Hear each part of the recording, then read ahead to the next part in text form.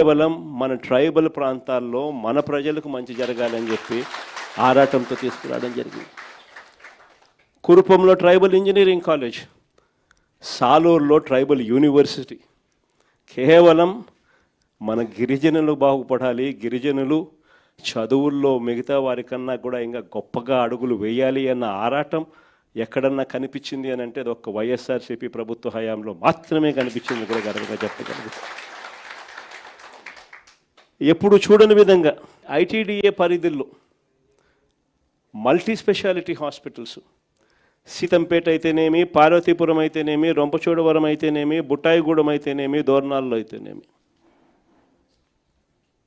5 multi speciality హాస్పిటళ్ళు ITDA పరిధిలో కూడా శ్రీకారం చుట్టడము, వేగంగా పనులు జరిగించడము జరిగాయి అని అంటే అది ఒక్క వైఎస్ఆర్సీపీ ప్రభుత్వ హయాంలోనే అని గర్వంగా చెప్పగలుగుతాం. నిజంగా ఇవన్నీ కూడా ఒక తపన, ఒక తాపత్రయం. మనుషుల జీవితాలలో వెలుగులు చూడాలి, ప్రాంతాలు బాగుపడాలి, చనిపోయిన తర్వాత కూడా ప్రతి ఇంట్లో నా ఫోటో ఉండాలి అని తపన, తాపత్రయంతో అడుగులు పడ్డా.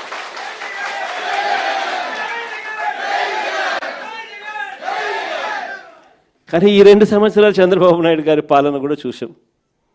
ఎన్నికలకు ముందు వీళ్ళు ఏమన్నారు? ఎన్నికలకు ముందు జగన్ ఇచ్చేటివే కాదు, జగన్ కన్నా ఎక్కువ సూపర్ 6లు, సూపర్ 7లు అన్నారు. ప్రతి ఇంటికి బాండ్లు పంచారు. ఆ బాండ్ల మీద పవన్ కళ్యాణ్ ఫోటో, చంద్రబాబు నాయుడు గారి ఫోటో, మళ్ళీ వాళ్ళిద్దరు సంతకాలతో పాటు రావడము, మీ ఇంట్లో ఇంతమంది ఆడవాళ్ళు ఉన్నారా, 18 సంవత్సరాలు నిండిన వాళ్ళు ఉన్నారా, అటైతే మీకు నెల మీకు 1500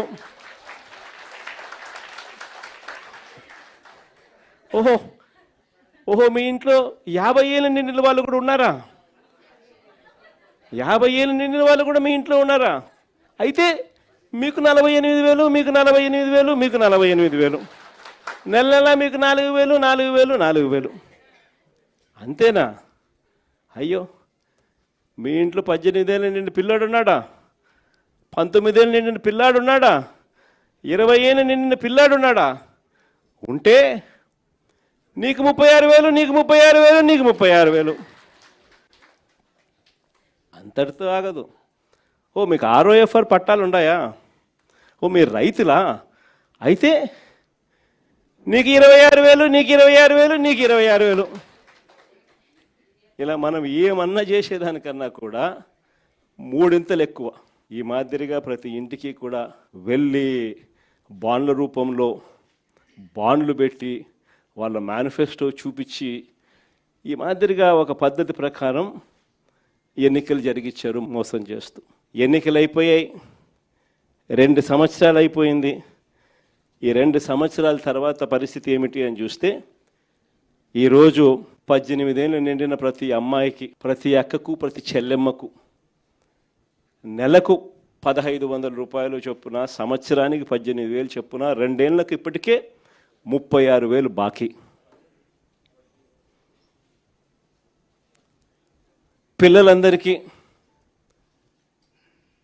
నెలకు 3,000 రూపాయలు చొప్పున, సంవత్సరానికి 36,000 చొప్పున, ఈ 2 ఏళ్లలో 72,000 ప్రతి పిల్లాడికి నిరుద్యోగ భృతి కింద బాకీ.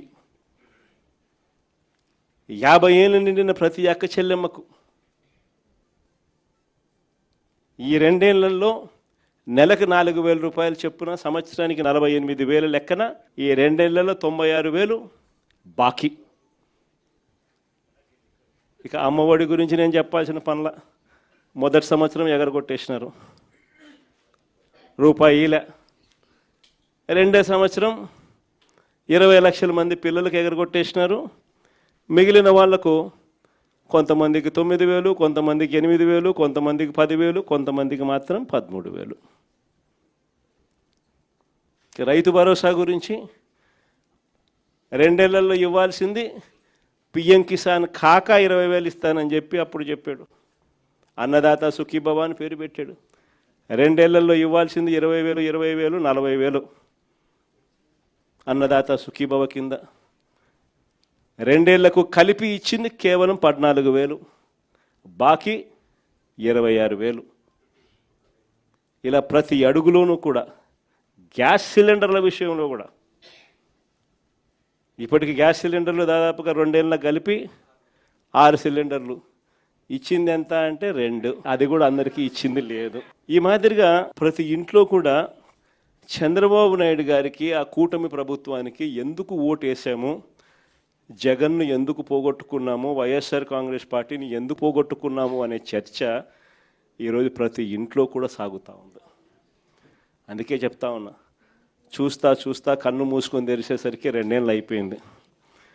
దేవుడు దయ వల్ల ఉన్నది ఇంకా 3 ఏళ్ళే. ఆ 3 ఏళ్లలో కూడా ఇంకొకటిన్నర సంవత్సరం కన్నా పోతే నా పాదయాత్ర కూడా స్టార్ట్ అయిపోతుంది.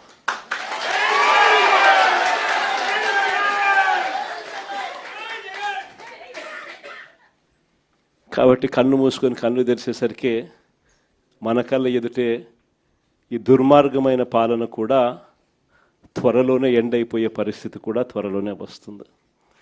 నేను మీ అందరితో కూడా కోరేది ఒకటే, అన్యాయమైన పాలన చూస్తూ ఉన్నాం. ఎవరైనా కూడా ఈ విషయాల మీద చంద్రబాబు నాయుడు గారిని గట్టిగా ఎవరైనా ప్రశ్నిస్తే వెంటనే వాళ్ళ మీద కేసులు, దొంగ కేసులు, దొంగ సాక్ష్యాలు అన్నీ కూడా విపరీతమైన హెరాస్మెంటు, ఇటువంటి రెడ్ బుక్ రాజ్యాంగం కూడా చూస్తూ ఉన్నాం. ఇలాంటి పరిస్థితుల నేపథ్యంలో మీ అందరినీ కూడా కోరేది ఒకటే, ఏదైనా కూడా ఒక చీకటి అన్నది వీగిపోవాల్సిందే. ఉన్నది టెంపరీగా కొంతకాలం మాత్రమే ఉంటుంది. ఆ తర్వాత వెలుగు రాక తప్పదు, పగటిపూట సూర్యుడు ఖచ్చితంగా ప్రకాశింపక తప్పదు అన్నది మాత్రం ఖచ్చితంగా గుర్తుపెట్టుకోండి. ఈ జరగబోయే ఇక కేవలం ఉన్న ఈ నెక్స్ట్ 2 ఏళ్ల పాటు, ఆ తర్వాత ఎట్టాగో ఎలక్షన్ ఇయరే,